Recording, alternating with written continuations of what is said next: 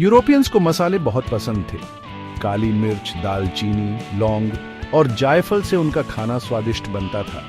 ये मसाले इंडिया और एशिया के दूसरे देशों में उगते थे। जमीन के रास्ते एशिया जाना खतरनाक और महंगा था।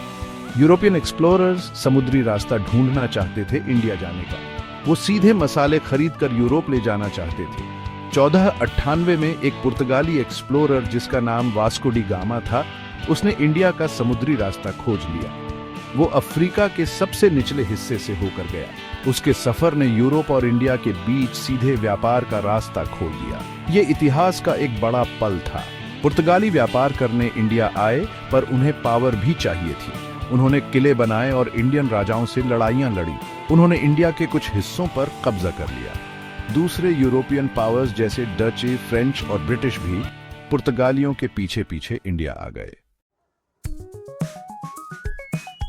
जब पुर्तगाली पहली बार इंडिया आए तो वो यहाँ की दौलत और संस्कृति देखकर दंग रह गए। उन्होंने चहल पहल वाले शहर, शानदार महल और अनोखे सामान देखे। इंडियंस भी इन विदेशी व्यापारियों के अजीब कपड़ों और रीति रिवाजों को देखकर हैरान थे। शुरुआत में बातचीत ज्यादातर शांतिपूर्ण रही, जिसमें व्यापार और संस्कृति का आदान प्रदान हुआ। पुर्तगालियों ने गोवा, कोचीन और दूसरे तटीय शहरों में अपनी ट्रेडिंग पोस्ट्स बनाई। उन्होंने मसाले, कपड़े और कीमती पत्थरों का व्यापार किया। लेकिन जैसे जैसे पुर्तगालियों का दबदबा बढ़ता गया, वैसे वैसे उनकी महत्वाकांक्षा भी बढ़ती गई। वे स्थानीय राजनीति में दखल देने लगे और अपना धर्म थोपने लगे। इससे इंडियन राजाओं के साथ तनाव और झगड़े होने लगे। पुर्तगालियों के बाद दूसरे यूरोपियन पावर्स भी इंडिया आए। हर कोई फायदे का मसाला व्यापार में हिस्सा चाहता था। डच ईस्ट इंडिया कंपनी और ब्रिटिश ईस्ट इंडिया कंपनी उनमें सबसे ताकतवर थी। ये कंपनियां सिर्फ व्यापार करने वाली नहीं थीं, इनकी अपनी सेनाएं और नौसेनाएं थीं। इन्होंने किले बनाए, स्थानीय राजाओं से गठबंधन किया और धीरे धीरे अपना प्रभाव बढ़ाया। खास तौर पर ब्रिटिश ईस्ट इंडिया कंपनी अलग अलग इंडियन राजाओं को आपस में लड़ाने में माहिर थी। ब्रिटिश ईस्ट इंडिया कंपनी ने चालाक कूटनीति और सैन्य ताकत से धीरे धीरे अपने यूरोपीय प्रतिद्वंद्वियों को पीछे छोड़ दिया। मुगल साम्राज्य के पतन के बाद उन्होंने इंडिया की राजनीतिक फूट का फायदा उठाया। 1757 में प्लासी के युद्ध में कंपनी की जीत एक महत्वपूर्ण मोड़ साबित हुई। इस जीत ने अंग्रेजों को बंगाल पर नियंत्रण दिलाया, जो एक अमीर प्रांत था। उन्होंने इस धन का इस्तेमाल अपनी महत्वाकांक्षाओं को आगे बढ़ाने के लिए किया। कंपनी का प्रभाव बढ़ता गया और वे व्यापारियों से ज्यादा शासकों की तरह काम करने लगे। उन्होंने टैक्स इकट्ठा किया, न्याय किया और सेनाएं खड़ी की।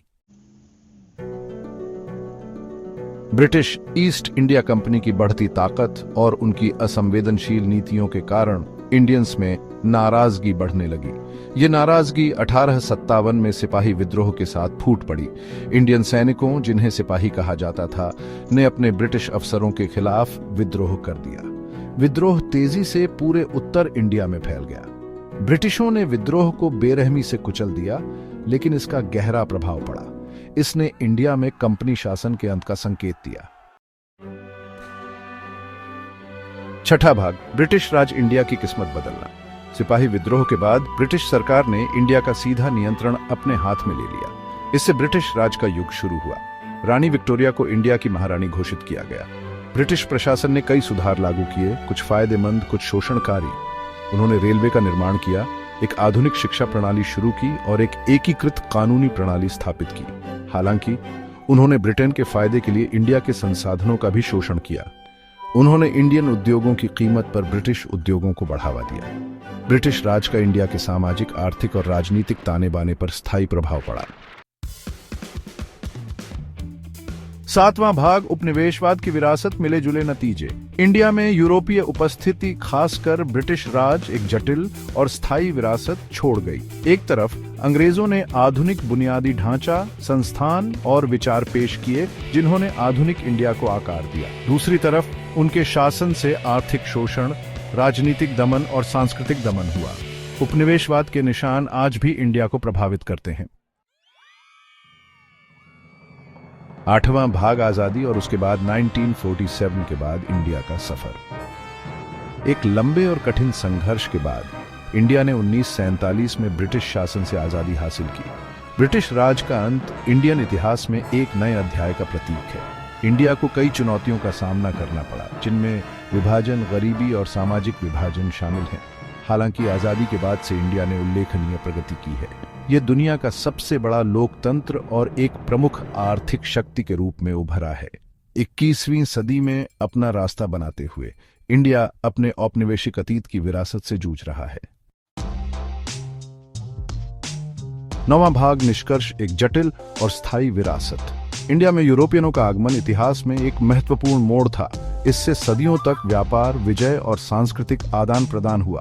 यूरोपीय उपनिवेशवाद, खासकर ब्रिटिश शासन का प्रभाव आज भी इंडिया को आकार देता है। आधुनिक इंडिया को समझने के लिए इस जटिल इतिहास को समझना जरूरी है। इसके जीवंत लोकतंत्र से लेकर इसके आर्थिक उदय तक इंडिया का सफर उसके औपनिवेशिक अतीत से जुड़ा हुआ है।